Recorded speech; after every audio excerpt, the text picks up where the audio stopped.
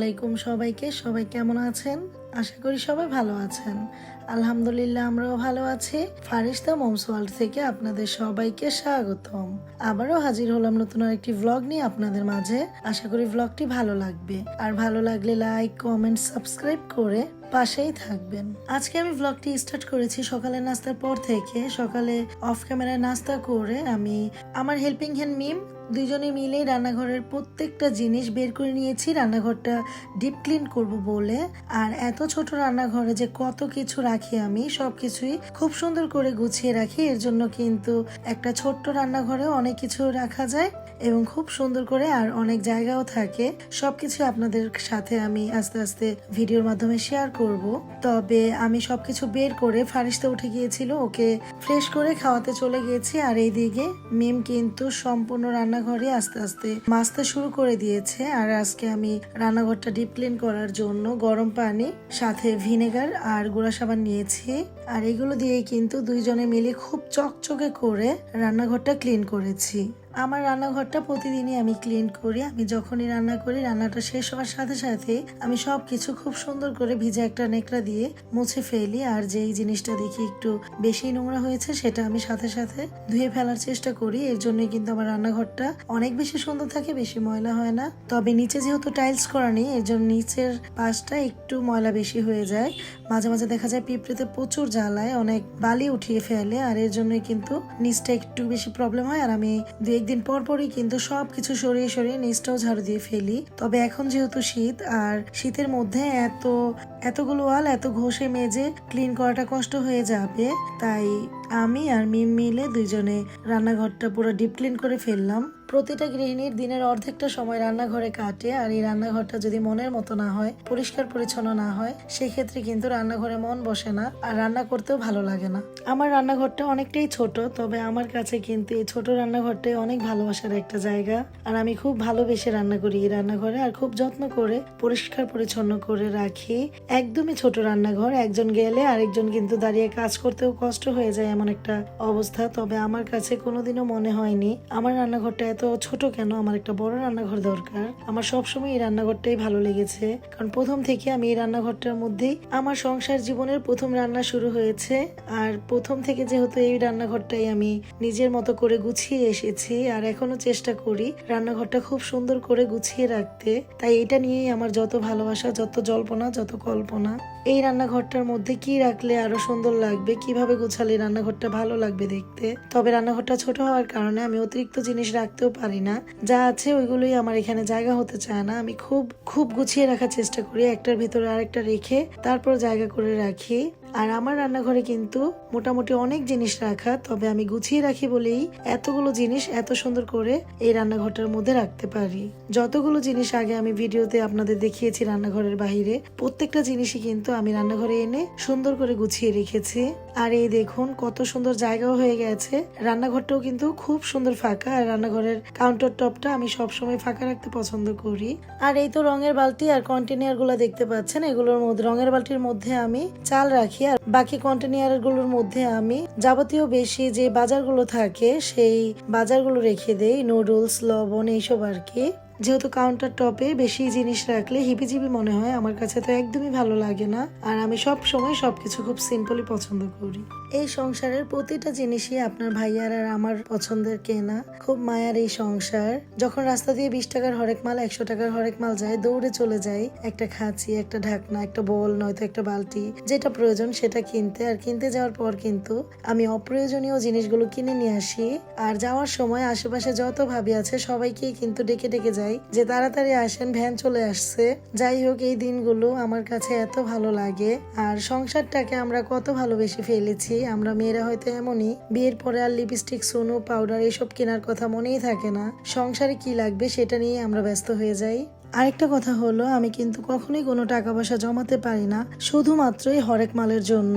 যখন যেটা দেখি সেটাই আমার কিনতে ইচ্ছে করে। আর সংসারের আইটেম গুলো আমার জানি কেন অনেক বেশি ভালো লাগে, আমি দেখলে আর না কিনে থাকতেই পারি না। কোন কোন আপুদের আমার মতো অবস্থা, আর আমার রান্নাঘরটা কেমন হয়েছে গোছানো, অবশ্যই কমেন্ট করে জানাবেন। এদিকে রান্নাঘর ডিপ ক্লিন করে গুছাতে গুছাতে অনেকটাই রোদ উঠে গেছে। আর আমাদের এদিকে যেহেতু ভালোই শীত পড়েছে, ফারিস্তার সকাল সকাল অনেক বেশি শীত লাগে, এর জন্য জন্য ড্রেসগুলো রোদে দেবো ভাবছি, তাই ওর সবগুলো ড্রেস নামিয়ে নিয়েছি, আজকে রোদে দেব।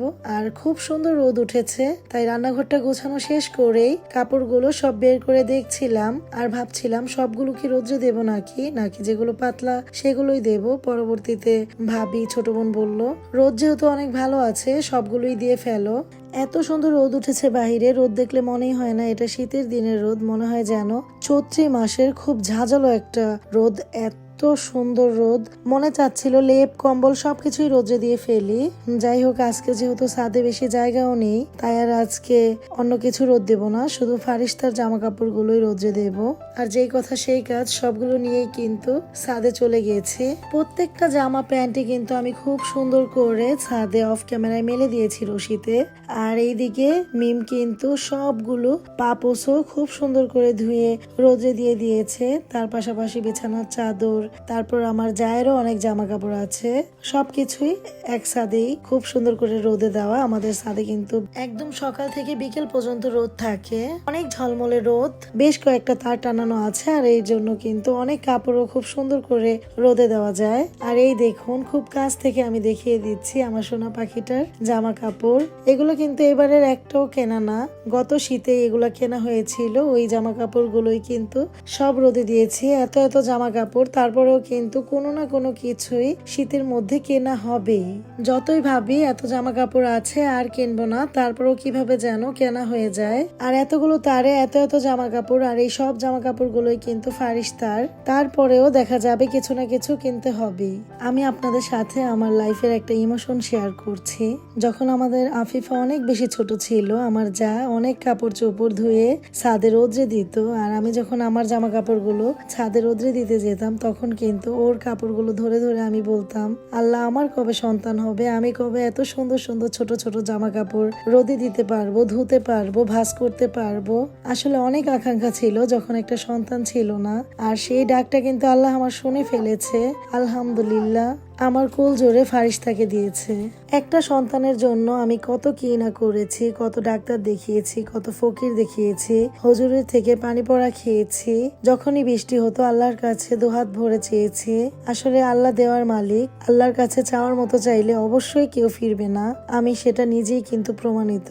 আলহামদুলিল্লাহ, সবকিছুর জন্য অনেক শুক্রিয়া। আর তার পাশাপাশি আমি আমার ছাদ বাগানটাও আপনাদের সাথে একটু শেয়ার করে দিলাম। আর আমার ছাদ বাগানে কিন্তু গাছগুলো মাশাআল্লাহ খুব সুন্দর হয়েছে, আর শাক সবজি হলে তো অবশ্যই আপনাদের সাথে শেয়ার করব ইনশাআল্লাহ। শীতের দিনে রোদের আলো, রোদের ছোঁয়া পেলে কিন্তু একটু ঘরে আসতে ইচ্ছে করে না।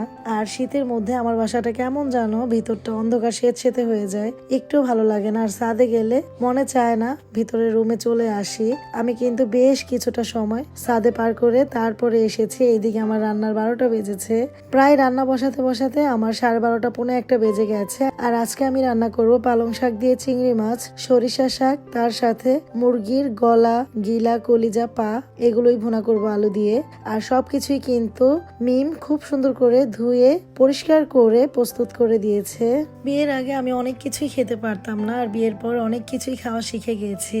এই পালং শাক তো আমি আগে কখনোই খেতে পারতাম না, আস্তে আস্তে আপনাদের ভাইয়া আমাকে খাওয়া শিখিয়েছে। আর ও যেহেতু পালং শাক ভীষণ পছন্দ করে, আর এখন আমার কাছে পালং শাক চিংড়ি দিয়ে প্রিয় হয়ে গেছে।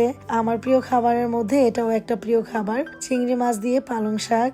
আগেই পালং শাকের গন্ধটাই আমার ভালো লাগতো না, আর এখন এই গন্ধটা আমার কাছে ঘ্রাণ মনে হয়। কি বলবো, হাস্যকর হলেও এটাই সত্যি।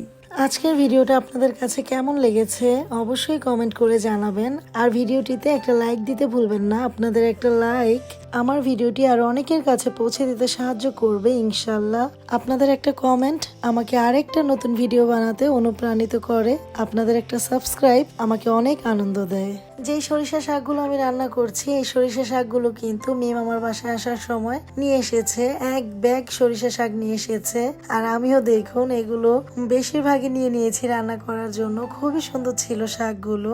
অতিরিক্ত কাজের চাপে আপনাদের সাথে শাকগুলো আমি আস্ত অবস্থায় দেখাতে পারিনি, এত সুন্দর কচি কচি শাকগুলো ছিল মাশাআল্লাহ। আর আমি কিন্তু খুব খুশি হয়ে গিয়েছি।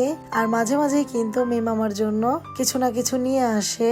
আসলে মিমির আব্বু অনেক কৃষি কাজ করে, অনেক ধরনের শাক সবজি বনে, আর ওইখান থেকে কিন্তু মাঝে মাঝে আমার জন্য কিছু না কিছু নিয়ে আসে। কথা বলতে বলতে আমার মুরগির মাংসের তরকারিটাও হয়ে গেছে, আর আমি এই তরকারিটার মধ্যে অনেক হালকা মশলা দিয়েছি, যেহেতু ফারিস্তা একটা পা নিয়ে ঘুরবে আর কামড়াবে। ও ভীষণ পছন্দ করে মুরগির পা বা মুরগির মাংস। মুরগির মাংসটা আমার মেয়ের খুব পছন্দের, এর জন্যই এই তরকারিটার মধ্যে একদম হালকা মশলা দিয়েছি, যেন মেয়েটা আমার ঘুরে ঘুরে খেতে পারে। যাই হোক, এইদিকে সরিষা শাক রান্নার জন্য প্রথমে আমি সরিষা শাকগুলো খুব ভালো করে কষলে কষলে হাত দিয়ে চেপে চেপে ধুয়ে নিয়েছি। এরপর সিদ্ধ করার জন্য একটা কড়াইতে সবগুলো সরিষা শাক দিয়ে এর মধ্যে পরিমাণ মতো পেঁয়াজ, কাঁচামরিচ আর লবণ দিয়ে বেশ কিছুক্ষণ সিদ্ধ করে নিয়েছি। আর সিদ্ধ করা হয়ে যাওয়ার পর আমি কড়াইটা ভালো করে গরম করে নিয়ে এর মধ্যে একটু বেশি পরিমাণ তেল দিয়েছি। শাক ভাজিতে একটু বেশি তেল দিলে খেতে কিন্তু ভীষণ মজা লাগে। আর এরপর গরম তেলের মধ্যে পেঁয়াজ আর রসুন কুচি দিয়ে কয়েকটা শুকনো মরিচ সাথে দিয়ে দিয়েছি। এগুলো যখন ব্রাউন কালার হয়ে গেছে এর মধ্যে শাকগুলো দিয়ে ভালো করে নেড়ে চেড়ে ভাজা ভাজা করে নিয়েছি। আর শাকগুলো ভাজা ভাজা হয়ে যাওয়ার পর আমি একটা বাটিতে বেড়েও নিয়েছি। শাকটা খেতে কিন্তু ভীষণ মজা হয়েছিল। পালং শাক দিয়ে চিংড়ি মাছ, সরিষা শাক দুইটা খাবারই কিন্তু আপনাদের ভাইয়া ভীষণ পছন্দ করে। খাবারগুলো খাচ্ছিলাম আর আপনাদের ভাইয়াকে কিন্তু ভীষণ মিস করছিলাম। ভাত রান্না হতে হতে আজকের মতো এখানেই বিদায় নিচ্ছি। সবাই ভালো থাকবেন। আসসালামু আলাইকুম। আল্লাহ হাফেজ।